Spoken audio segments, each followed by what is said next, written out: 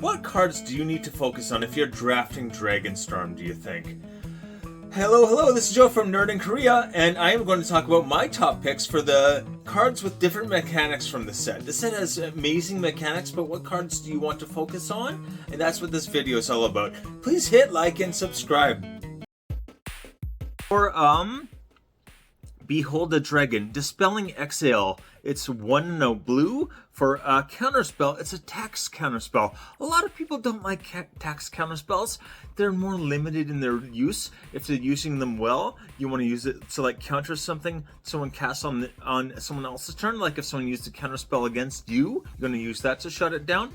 Or you can even use it on their first spell on turn. They are going to like pay the tax though. But it prevents them from casting a second spell, so they're a bit more meta.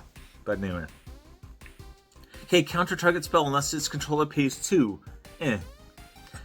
If a dragon was beheld, counter that spell unless its controller pays 4 instead. Remember, behold the dragon is just like... It just means you basically point to a dragon that you control, or you reveal a dragon from your hand. If you're building this set, you probably got some dragons, so no worries, right? And next up is the Omen. Omen, again, kind of, most of the time, a worse version of Adventure. But, you know, so Omen, yeah, you can cast it as an instant or sorcery, and then it just goes back into your deck, rather than to your graveyard. So, yeah, kind of worse in most cases. I think I've got here Rune Scale Storm Brood. So this is Chilling Screech is the instant. For a 1 and a blue, once again, counter target spell with mana value 2 or less. The real advantage of this is that, yeah, you're going to keep pulling it back out of your deck, so you can just keep drawing it and countering, draw, counter. It's a counter spell that you're just going to be able to reuse infinitely. Like, that's pretty crazy. And with any cost reduction, you're going to be casting this for 1 blue only. So yeah, 1 blue. It does look like counter spells that are mana value 2 or less, but it's any spell. Again, it's not limited to like artifacts that are 2 or less or anything. It's any spell that's 2 or less. So yeah, you do have to get something that's on the low end, but decks are usually built with like that 1 and 2 spot being high on the, or yeah, pretty high on their value. Number 5, Sultai. Sultai, I was not a big fan of, and if you saw my last video, I was pretty down on this one. It's not good in general. You have to get a creature to your graveyard, and then you're going to pay mana to exile it from your graveyard so you can't recur it, which is kind of a Sultai thing. And then, yeah, you get to put counters on something. There are different kinds of counters, at least, so that's something. I said it should have had an option, like, you know, 2+2+2 counters or a flying counter. I think that could have opened up a lot of, like, usefulness for it. But it does have different kinds of counters. Like here, we got Rockhurst Rakasha. This is amazing, I think. It's a 5/5 with trample for 1 and a black. So first of all, 1 and a black for a 5/5 with trample. Great start. It has Decayed. It's the other good thing. Usually Decayed is like a downside. Here it's going to attack. It'll attack once and then goes to your graveyard. So yeah, it'll put itself in the graveyard, which is a big advantage. And then yeah, you can cast Renew for X black.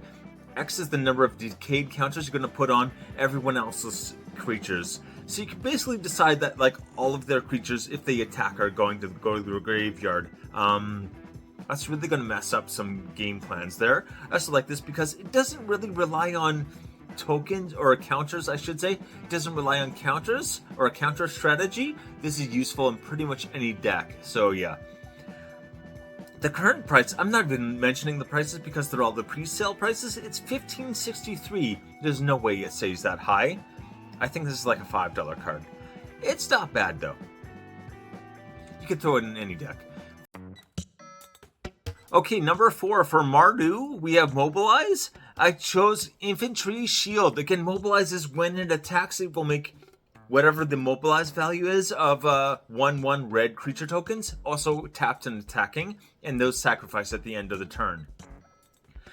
Infantry Shield is amazing because equipped creature has Menace and Mobilize X, where X is his power. So if you've got a Voltron deck, your commander gets really huge. It's like over 10, and you're gonna make that many tapped and attacking little guys. Especially if you can get some extra value out of the sacking, it's crazy good. Right now, this is listed at 4213. It is not going to stay that high, but it's a great thing to throw into a deck. If you got something with higher attack power, throw it in your deck, definitely. Jeskai, Flurry. Again, this is basically, you cast a second spell, it does a whole bunch of things.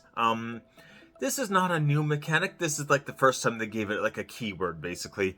I forget, there's a term for that. I can't remember, but anyway.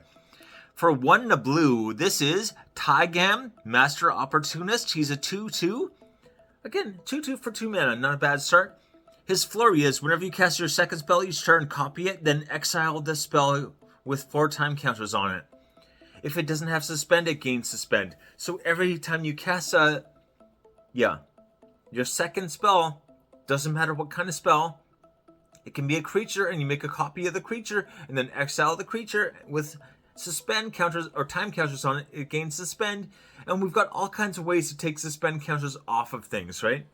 So what you're going to do is you're going to, suspend it, put it outside the game, and then take those counters off very quickly, and then recast the spell again.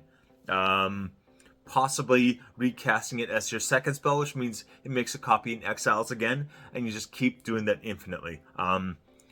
2849 right now. This one, actually, I expect it to stay higher.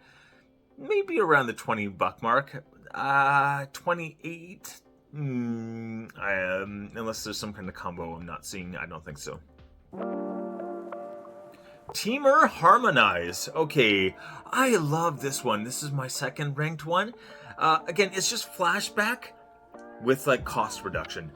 So you cast it for its regular price, then you can cast it from your graveyard from a higher mana cost. But yeah, you have to tap a creature, and that creature's attack power or attack whatever power, that creature's power, you reduce the casting cost by the generic mana cost of that. So if it's like 3 blue, and you tap something that has 3, you only have to pay 2 blue.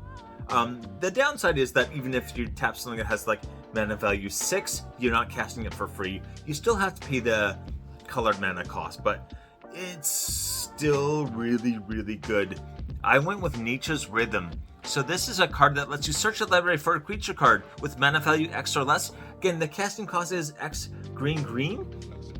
Put it onto the battlefield, then shuffle. So whatever the mana cost of the creature is, just, pay that and then 2 green, and you can go get the creature and put it straight into the battlefield. Whoa, tutor. Oh my. And it's Harmonizes X green. So 4 greens you have to pay this time.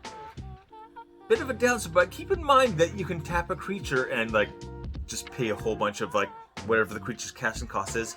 You could almost get like cost reduction pretty quickly. You know, if it's 5 mana to cast it, you can tap 1 creature and then pay the 4, and you're probably getting a rebate already. Anyway, 863 right now. That one, I think this should be more expensive, actually. This is one of the few I think should be more expensive. Number 1, Abzan, Endure. This is, I'm definitely going to be looking out for this mechanic because, like, I want to put this in a lot of decks. Alright, so Anafenza, Unyielding Lineage. For 2 and a white, this is a 2/2 first strike, Spirit Soldier with Flash. Flash is really important on this card, and you're going to see why in just a second. So whenever another non-token creature you control dies, Anafenza endures 2. So I didn't explain this before, which I probably should have, but Endure, basically it lets you put whatever the Endure value is in count +1/+1 counters on the creature, or you can make a spirit that has that like power and toughness. So yeah, this is an Endure 2. You can either put 2 +1/+1 counters on this, or you can make a 2/2 spirit every time a non-token dies. Alright, so this is every time a non-token creature dies, you're going to like be able to just keep putting things, like putting more and more counters on this, or more and more spirits into the battlefield. So if you've got something where you can just keep cycling something out of your graveyard, you can very easily turn this into like infinite +1/+1 counters, or infinite token spirit creature tokens. Yeah. Very easy to get your value there. Currently at 606, I think this might actually be close to the correct value. I may be a bit higher, but not much.